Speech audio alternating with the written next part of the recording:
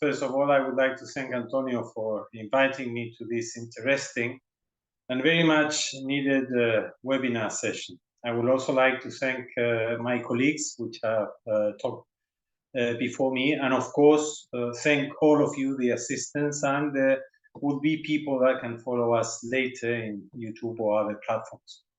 For starting, I will provide some few simple theoretical and historical concepts linked to the topic of my speech, which is censorship and propaganda in the current crisis center in Gaza, but, and I would like to underline this very clear, with deep repercussions in all Bilad al-Sham, that is the historical and natural Syria where Palestine belongs.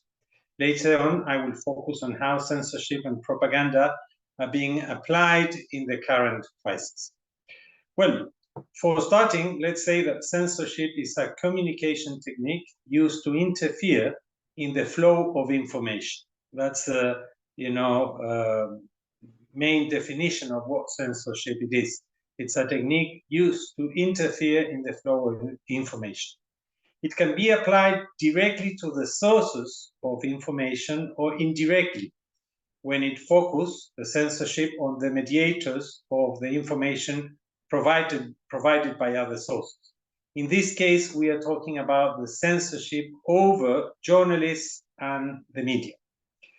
Although even in advanced democratic societies, censorship is present only in subtly in peace times, in cases of war or in any other armed conflict, censorship becomes a critical asset to armies and government.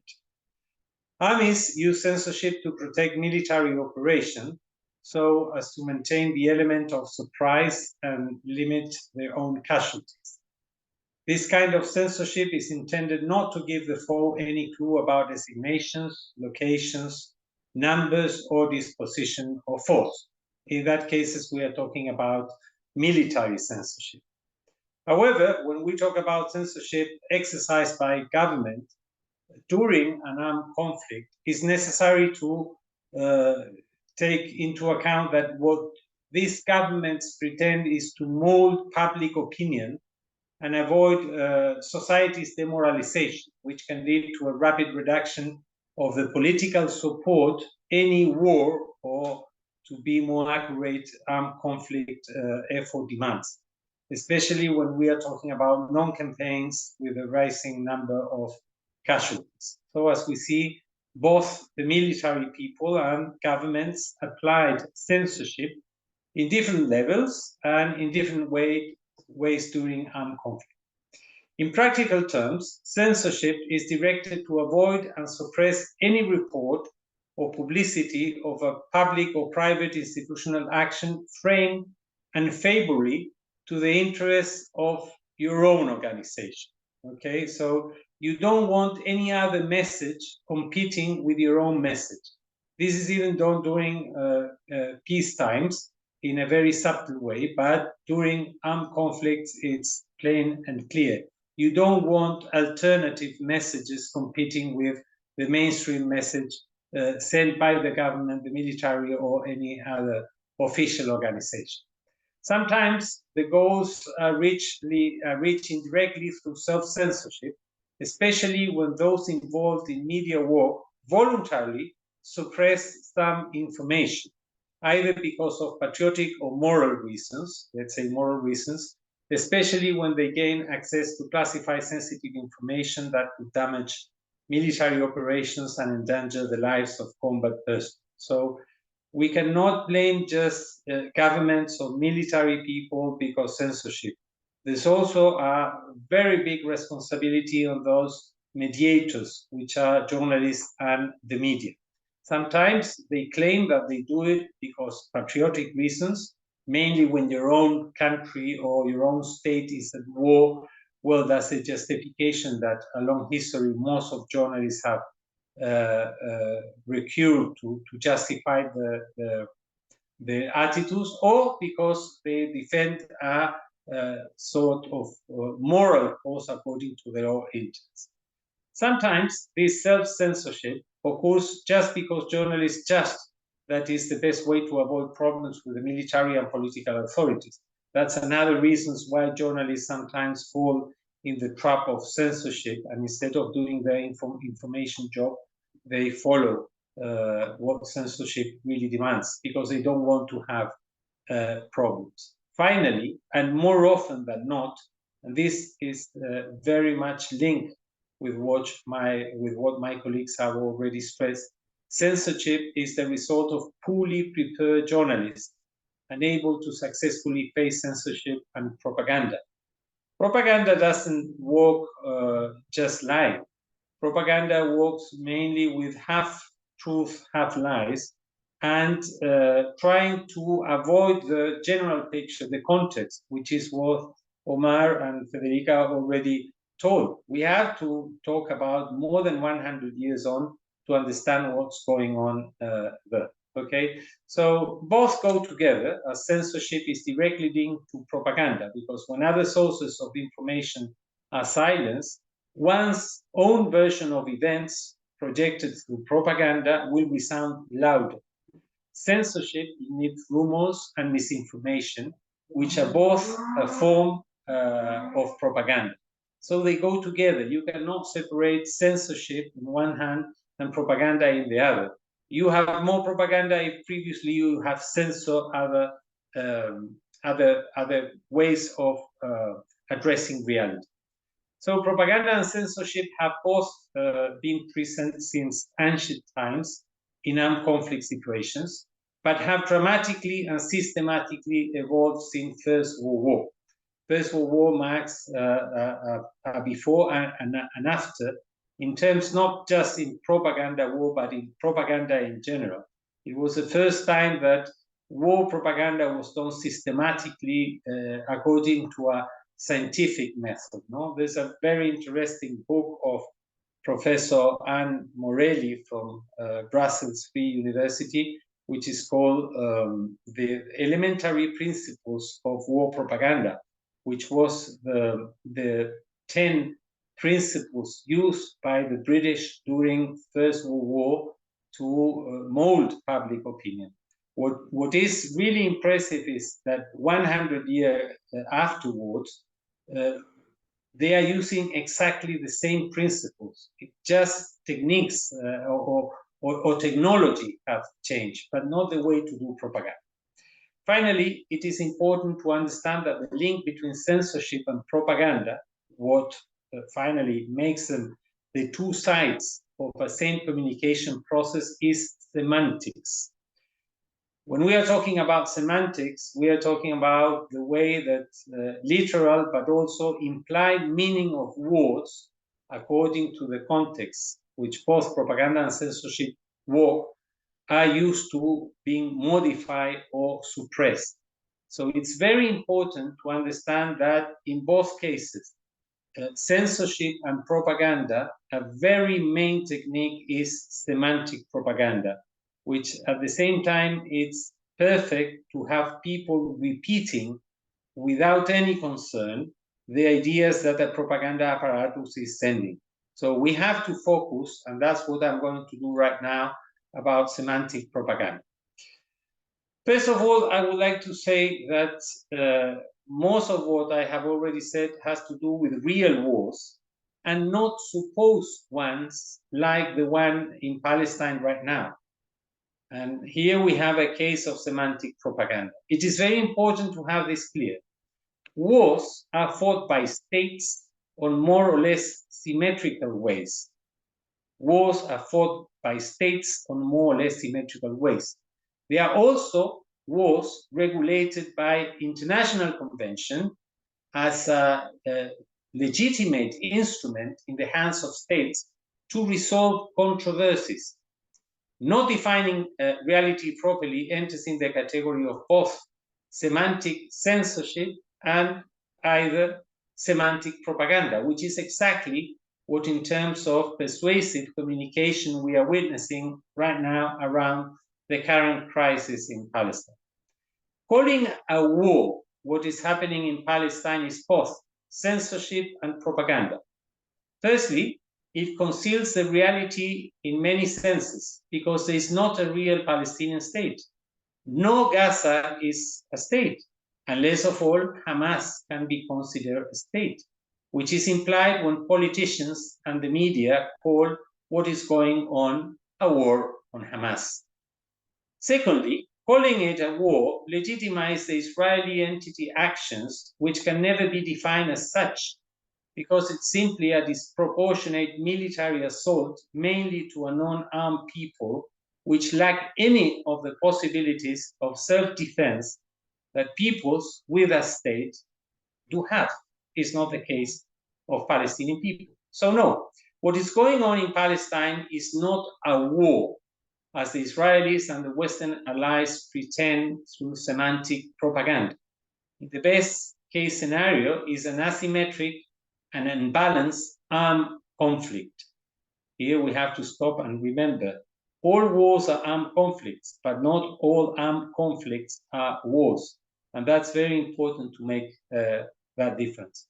So as we see in this case, concealing reality also helps to shape the image of that reality according to the propaganda interests of the state of Israel, the collective West, and in a less degree of other global actors with a say in the United Security Council.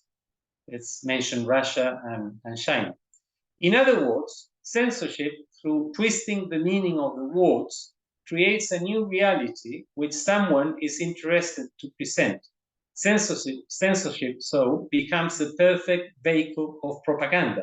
Without that previous censorship, naming things in a different way is impossible to create the reality that propaganda wants to create. That's why I'm saying that both are, the two edges of a same reality.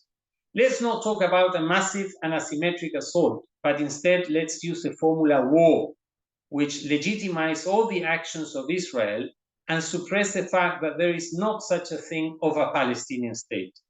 So here we have a clear example of semantic censorship and semantic propaganda.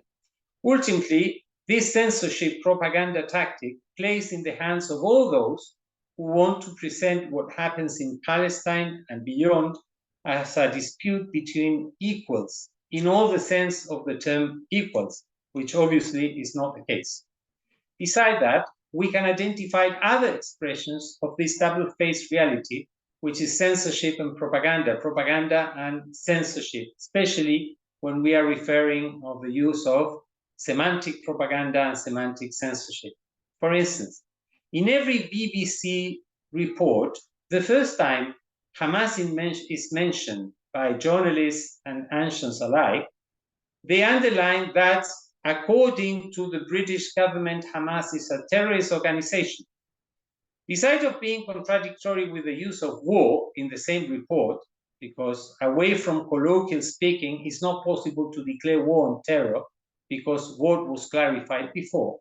The question here is why the BBC, which is owned by the British state, doesn't say in each and all of its reports that the situation in Palestine is directly linked to the Sykes-Picot secret agreements signed in 1916 by Britain and France and to the 1917 Balfour Declaration. Both are the origin of a situation of which France and Britain are the main responsible, but of course not the only ones. Something similar can be said about Germany's position, expressed one day and the other by its Chancellor Olaf Scholz. The uncompromised and staunch support to whatever Israel does has to be put in the context of the historical responsibilities Germany and the Germans have in the mass murder of its own Jewish population and the ones of other European countries. However, nothing of that is being said to that indispensable context of what Chancellor Olaf Scholz and Germany's guilty pro-Israel and pro-Zionist positions are systematically censored in so doing, imposing a fictional reality about what's really going on the Middle East. What is also systematically censored is that it's not just an Israeli-Palestinian conflict and not an Arab-Israeli conflict, as we see how some Arab countries recognize without any problem the state of Israel and even justify in some occasions its actions. In real, it's a conflict between the collective West that has been clear, underlined here, especially by Omar, the collective West and its creatures, the Zionist ideology and the state of Israel in one side, and in the other side, Bilad al-Sham and his people. Zionism and Israel were encouraged, created, and supported by the West to divide, rule, and submit historical and national Syria. Nothing of that is mentioned in this BBC report, in other reports of mainstream Western media and others that are fed by them. Nor the weekly attacks against Syria and Lebanon by Israeli forces from other occupied territories, named the Syrian Golan Heights and the Sheba Farms in Lebanon, are mentioned by this media. What is going on in Palestine is part of a broader, a wider situation, which it doesn't affect just Palestine. As I'm trying to make clear here, it affects all Bilad al-Sham. Other censorship propaganda example has to do with concealing that in essence, this is a material dispute, a struggle for the land of Palestine and other parts of Bilad al-Sham. What I have already said is historical national Syria. Politicians and journalists never mention that. Instead, they present it as a religious conflict with pathetic and misleading formulas like the ones that we heard last week. Such and such is brokering a truce for Ramadan. The question here is, why not a truce for Christmas or for Easter or for Hanukkah? Again, the interested Western confusion of Arab with Muslim and Jewish with Zionist or Israeli. From there on, no doubt that anyone that criticizes Zionism or Israel will be accused of anti-Semitic, which in real refers to the use of Semitic languages, such as Aramaic, Arab, or Hebrew, but definitely not of Yiddish or Ladino, not to mention, of course, English, French, Hungarian, Polish, German, and many others European languages used by European Jews, their own mother tongue languages. Finally, I would like to stress that in this crisis, what is not concealed at all is the number of Palestinian victims, and this is very shocking.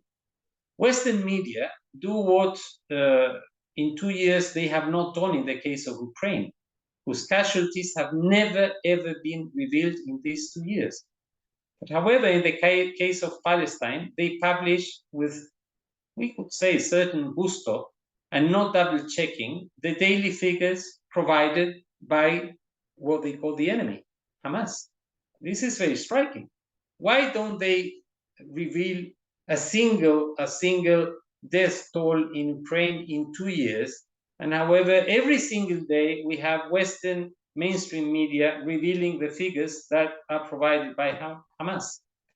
Taking into consideration that what Israel is doing is an action of armed propaganda, exactly as what Hamas did on October the 7th, they are technically, this armed propaganda defined as military or armed preparations, which goals, however, are not military ones, but propaganda ones. That's an armed propaganda. It's an action which is not following military achievements, but propaganda achievements through the use of force. No doubt that they cause victims, these armed propaganda operations or schemes. And of course, they cause a lot of destruction.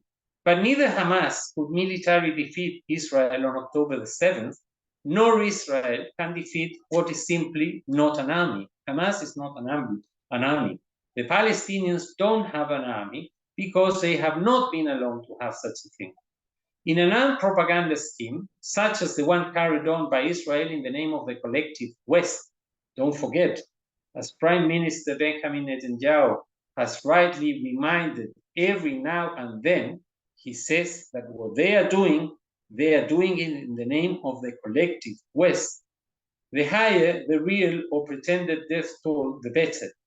In this case, the goal is double. That's why they don't conceal the figures and they don't question the figures that are given by Hamas. What are the goals of this surprisingly use of the figures provided by the so-called enemy? First of all, is to give security reassurance to the non-original inhabitants of the State of Israel and the now reluctant candidates to become new Israeli citizens. No? One and the others are in shock after the October the 7th Hamas operation. That's clear. We saw the images of planes of different countries evacuating Israelis to their native home countries where they really belong after this operation of October the 7th. And it is important to recall here that the expansionist Zionist Israeli project is based on land and people. Land and people. And the latter, the people, is very much needed to keep expanding in the lands of Bilad al-Sham. So that was the main achievement of the operation of Hamas, to really put in doubt the possibility for these people going in the name of the West from different countries to Bilad al-Sham.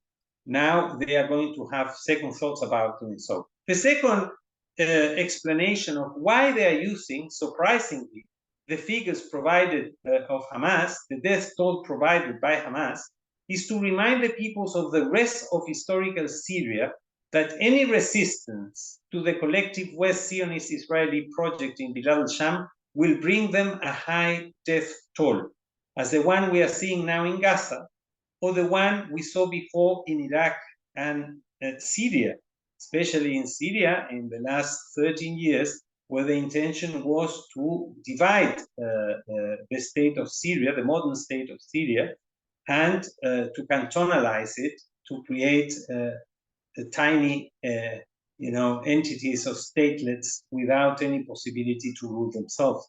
So all this project has to do with the same religious and ethnic, outlandish Western self-advantage ideas. That is why it's so important to have a second thought about censorship and propaganda, which, in order to maximize their outcomes, are applied in a not so evident way, as we see in the case of Palestine and the rest of historical Syria. They suppress some things that are not so obvious to be suppressed. For instance, all the context of this situation, we have to go deep in history to understand. And they used to conceal that this affects not just Palestine, not just Gaza, it affects the rest of Bilad al-Sham. But however, they do a big orchestration of propaganda, providing the death tolls, the death figures that Hamas is giving.